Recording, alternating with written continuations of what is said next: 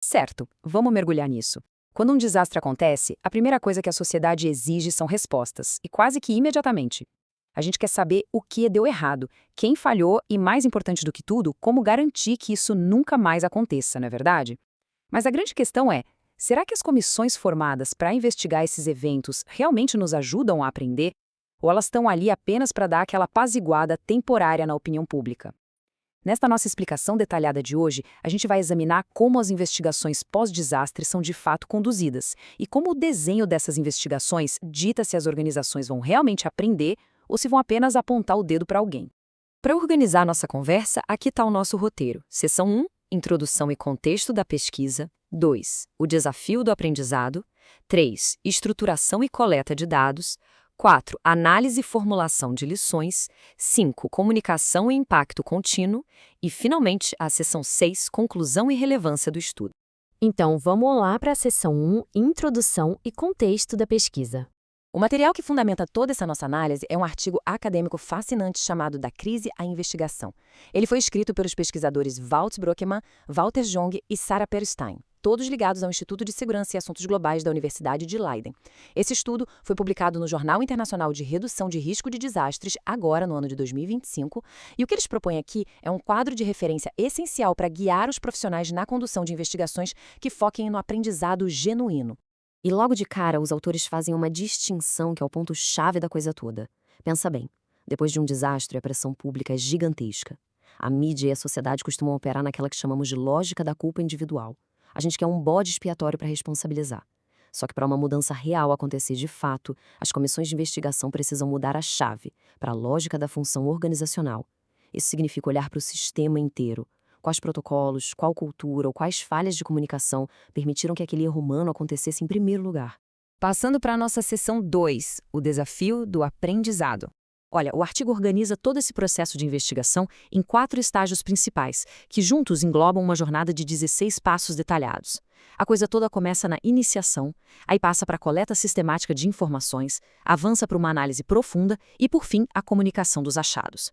O artigo deixa muito claro: o aprendizado não é automático. Ele não cai do céu. Ele depende inteiramente de como cada uma dessas 4 etapas é construída e conduzida. E isso nos leva à seção 3, Estruturação e coleta de dados.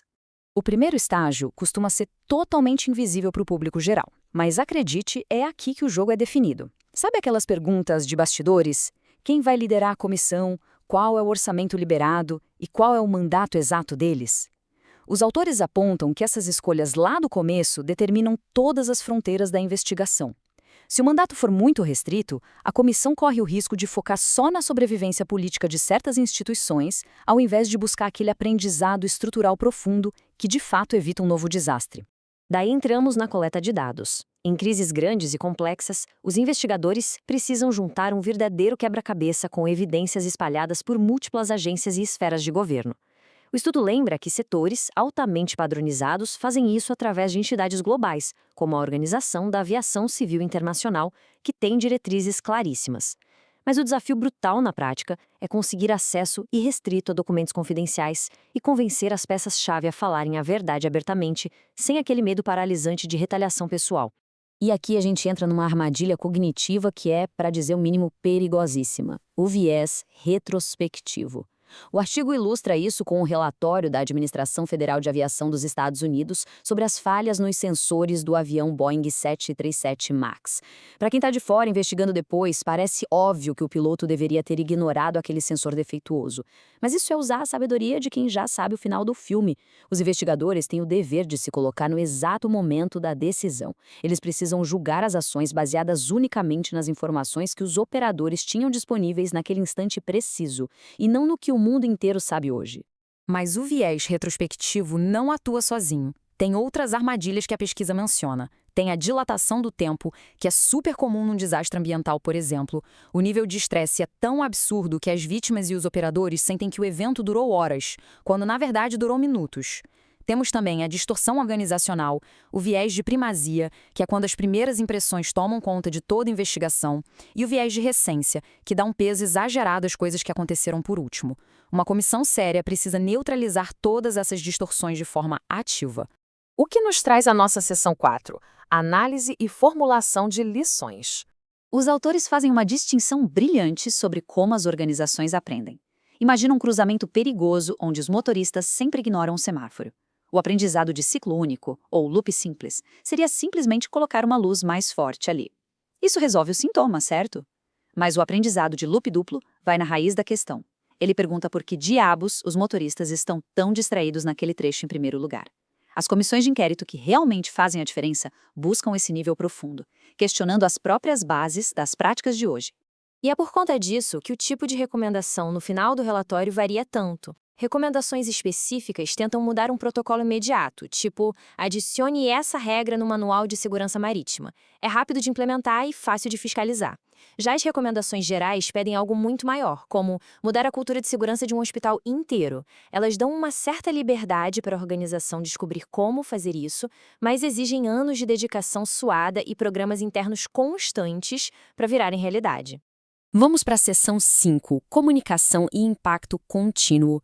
Olha só, a forma como o comitê divulga o que descobriu para o mundo é tão crítica quanto a investigação em si. Se os membros da comissão não tomarem as rédeas da narrativa na hora da publicação, o foco na mídia rapidamente vira um espetáculo lamentável de acusações e disputas políticas. E quando a narrativa se reduz a um fogo de empurra-empurra, aquele ambiente seguro que a organização precisava para aprender simplesmente desaparece. O trabalho definitivamente não acaba depois de desligarem as câmeras na coletiva de imprensa. O aprendizado de verdade pede suor no pós-publicação. As comissões precisam engajar ativamente com a mídia, ir até lá apresentar os resultados formalmente aos legisladores e, acima de tudo, instituir um monitoramento contínuo.